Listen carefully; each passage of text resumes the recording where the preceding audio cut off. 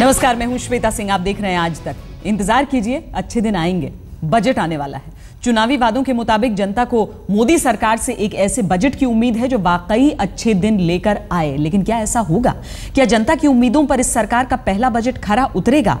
आज तक के कॉन्क्लेव सुनिए वित्त मंत्री जी। बजट आज तक में 5 केंद्रीय मंत्रियों की बातों से संकेत क्या मिले, एक एक कर हम अलग अलग क्षेत्रों के संकेत दिखाते हैं। गडकरी साहब, अच्छे दिन आएंगे तो कैसे आएंगे? सड़कों से आएंगे, गांव से आएंगे, पानी में आप एक होटल चाहते हैं मुंबई में जो कि तैरता हुआ होटल रहे, उससे आएंगे। कैसे आएंगे ये अच्छे दिन? देखिए, अमेरिकन प्रेसिडेंट जॉन केनेडी ने ऐसा कहा है कि American roads are not good because America is rich, but America is rich because American roads are good. जो प्रॉस्पेरिटी प्रोग्रेस है वो रोड से आता है।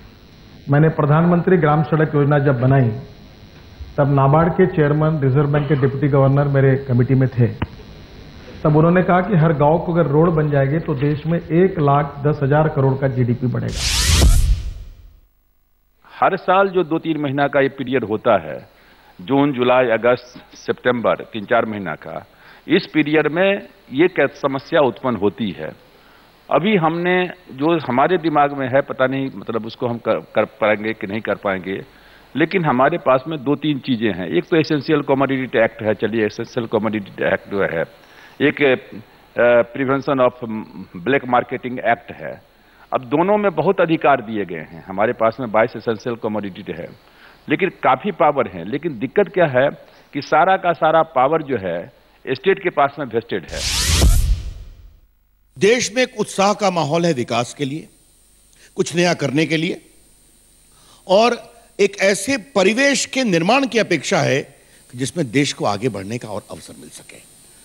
तो देश के वित्त मंत्री जी हैं, वो हमारी पार्टी के वरिष्ठ नेता हैं, देश को समझते हैं, अपेक्षाओं को भी समझते हैं, और मुझे पूरी उम्मीद है कि बजट में उन अपेक्षाओं की एक प्रकार से का संकेत मिलेगा। लेकिन हां, देश की स्थिति खराब है।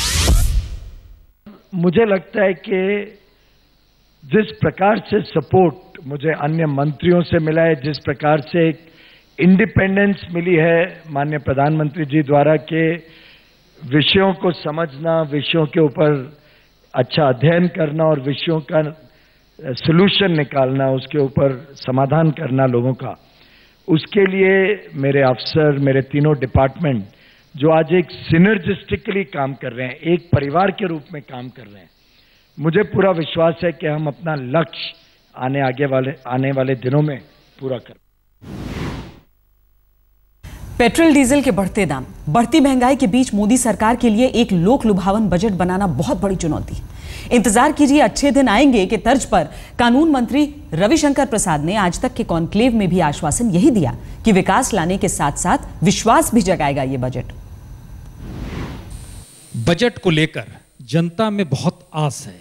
इस आस के साथ दरअसल वो पूरी परिस्थितियां हैं जिसमें बीते 10 बरस में मनमोहन सरकार के दौर को इस देश ने देखा, और बहुत ही जेन्युइनली कह सकते हैं हम, क्योंकि जिन मुद्दों को उठाया गया वो लोगों के भीतर कहीं टच कर रहा था, दिल के भीतर। इसीलिए जनादेश जबरदस्त आया, और वाकई आजादी के बाद अपने तरीके का पहला जनादेश आया।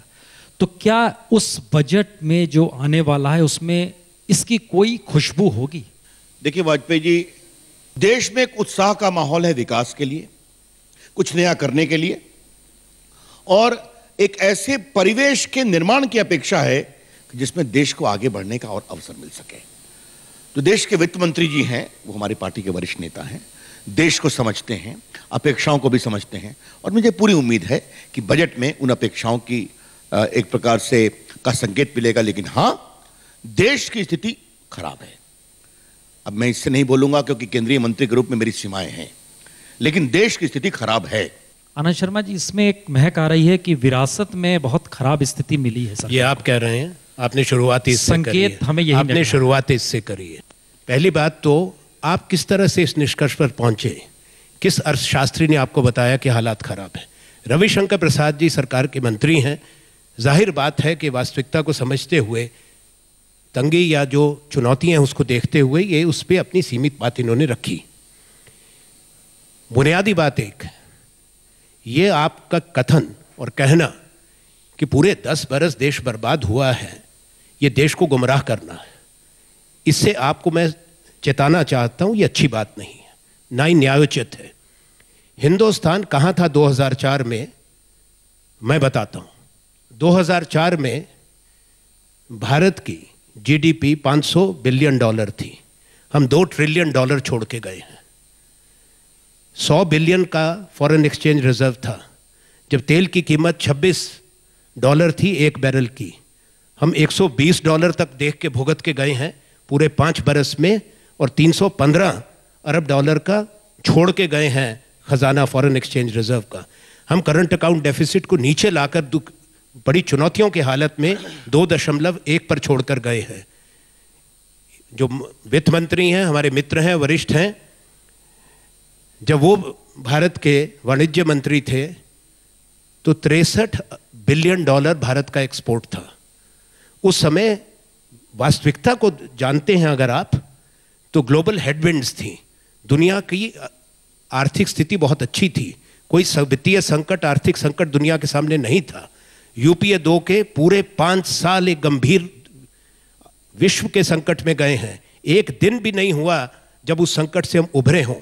आप क्या सोचते हैं कि पिछले 10 बरस तक डॉक्टर मनमोहन सिंह और हमको मिलने कोई नहीं आता था? दुनिया का निवेशक, कोई सीईओज और चेयरमैन हमको नहीं मिलते थे, सैकड़ों की लिस्ट होगी जो मुझसे ही मिले हैं। तो इस बात को ऐसा मत प्रकट करें कि इससे पहले हिंदुस्तान के दरवाजे बंद थे, हिंदुस्तान की सोच बंद थी, हिंदुस्तान में ऐसे मूर्ख लोग थे जो देश का नहीं सोचते थे। ये दिखाना, ये दर्शाना बहुत गलत बात है। मैं समझता हूं ये ठीक बात नहीं है। हिंदुस्तान इस हालात के अंदर प्रथम 3 इन्वेस्टमेंट डेस्टिनेशंस में रहा है। अब अंकटाड की रिपोर्ट निकाल लें 2009 से लेकर अब तक, वर्ल्ड बैंक के निकाल लें, IMF के निकाल लें। आपने किस बेसिस पे ये कह दिया कि हालात खराब थे?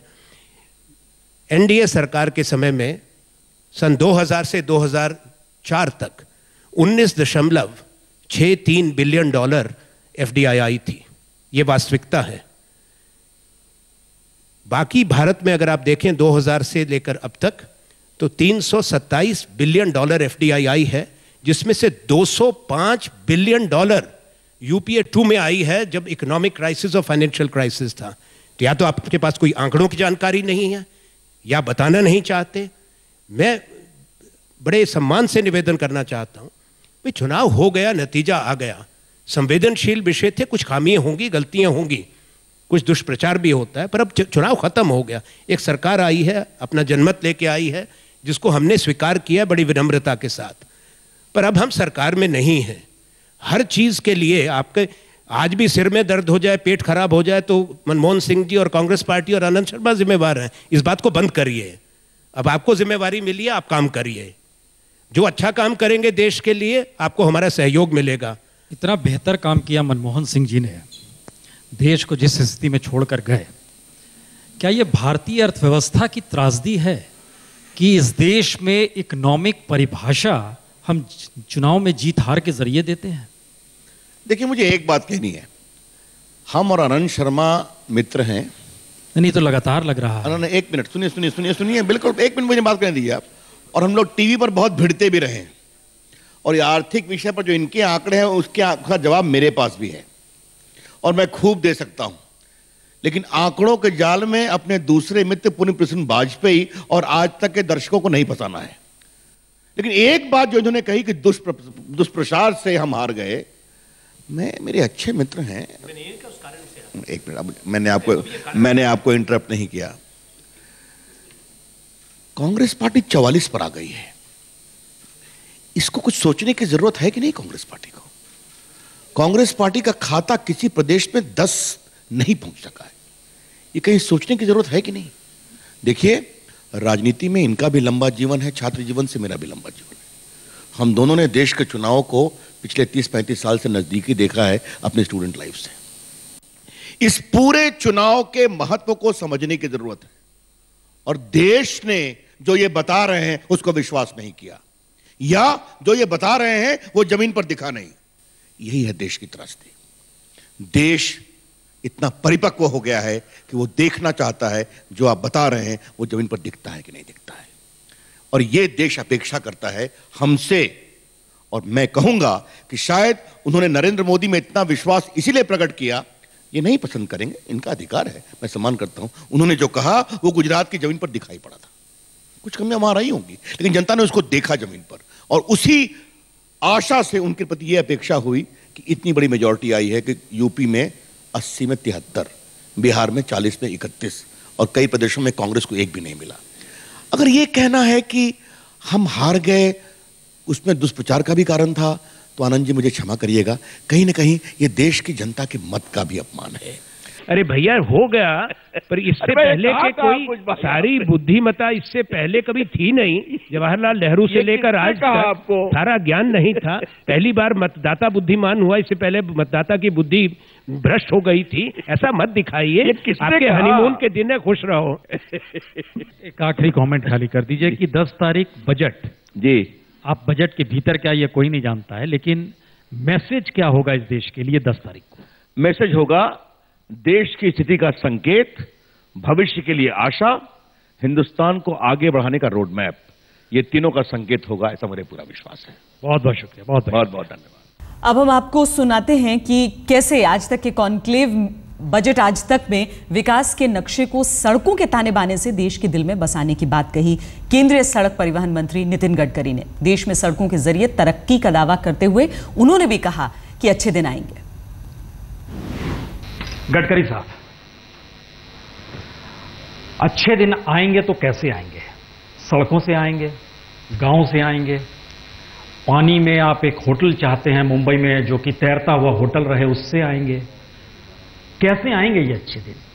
देखिए, अमेरिकन प्रेसिडेंट जॉन केनेडी ने ऐसा कहा है कि American roads are not good because America is rich, but America is rich because American roads are good.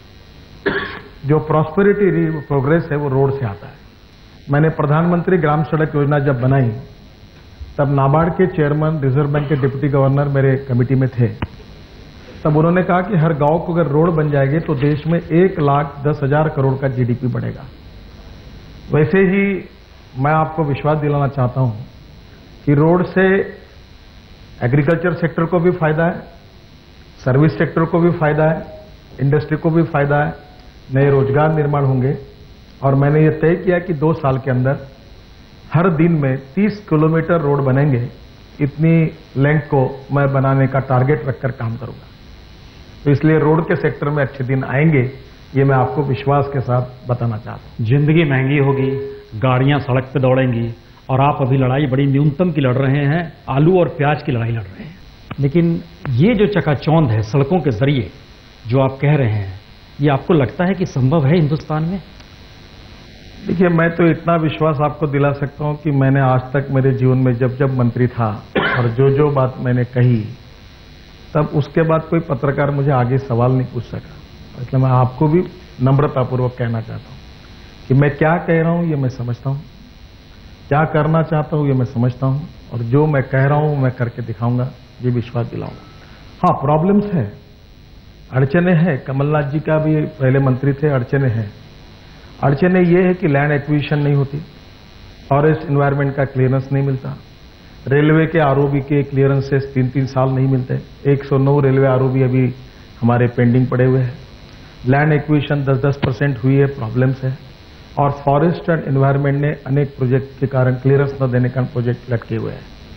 प्रधानमंत्री के साथ मीटिंग हुई है, प्रधानमंत्री ने मुझे जिम्मेदारी दी है कि उनके प्रिंसिपल सेक्रेटरी, कैबिनेट सेक्रेटरी, मैं और पोर्ट्स का, रोड का मेरे पास है, एविएशन और रेलवे, ये चारों विभाग के लिए हम लोग जो ऑब्स्टेकल्स हैं, हर महीने में एक बार रिलीजियस बैठे और उन ऑब्स्टेकल्स को दूर करें। कमलनाथ जी, ये बड़ा संयोग है कि रूरल डेवलपमेंट भी गडकरी जी के पास है, लेकिन आपके पास अर्बन डेवलपमेंट मिनिस्ट्री भी है। मुश्किल कहां पर आती है?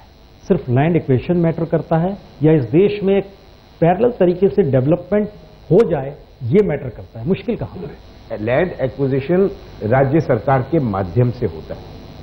कई राज्य सरकार, और जिस लेवल पर ये एसडीएम लेवल पर, डिप्टी कलेक्टर लेवल पर, तहसीलदार लेवल पर होता है, उनको इसकी प्राथमिकता एहसास नहीं होती कि कितना नुकसान हो रहा है डिले से। राज्य सरकारों की लापरवाही, क्योंकि सड़क तो नेशनल हाईवे अथॉरिटी की है, केंद्र की सड़क है, तो हम क्या करें इसमें? तो लैंड एक्विजिशन इसमें सबसे बड़ी अड़चन थी।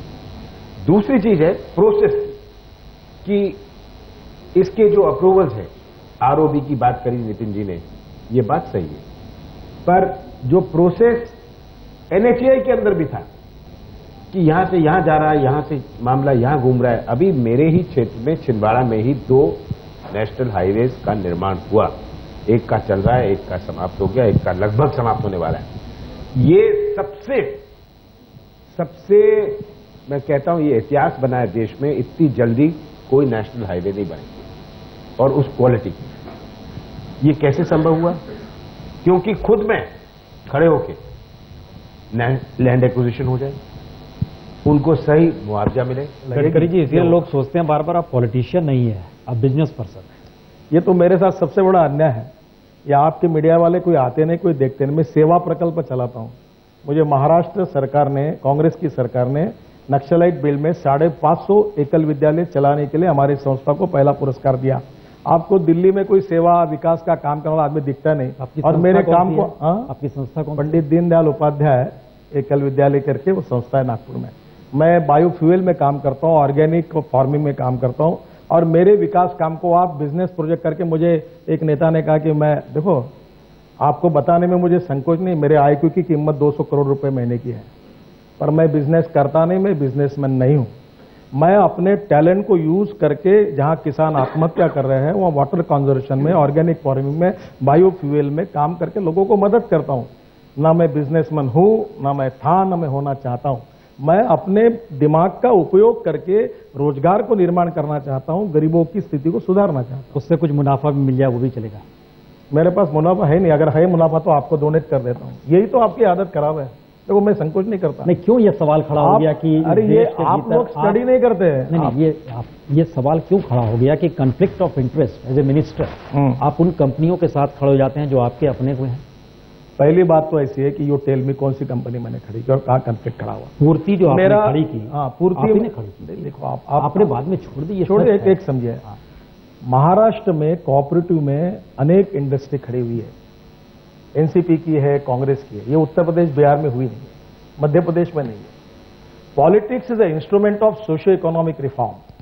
मैंने सरकार का 1 रुपए का अनुदान न लेते हुए मेरे क्षेत्र में 15,000 युवाओं को रोजगार दिया है। मैं बिजनेसमैन नहीं हूं, कोऑपरेटिव में है, चैरिटेबल ट्रस्ट में है। और जब बैंक का फाइनेंस नहीं मिला तब पब्लिक लिमिटेड में हुआ और मेरा शेयर 3,000 रुपए का है। और मेरे प्रॉफिट अभी तक मैंने उठाए नहीं। अगर उठाए होंगे तो कल से पुण्य प्रसून वाजपेयी को all profits I am ready to donate you, आप ले लो, without any evidence, without any जानकारी। आप मेरे को एक्सपोज करना चाहते तो आओ Nagpur, go into the detail, find out the reasons and write it. चलिए, बहुत बहुत शुक्रिया कमलनाथ जी, नितिन गडकरी जी, बहुत बहुत शुक्रिया।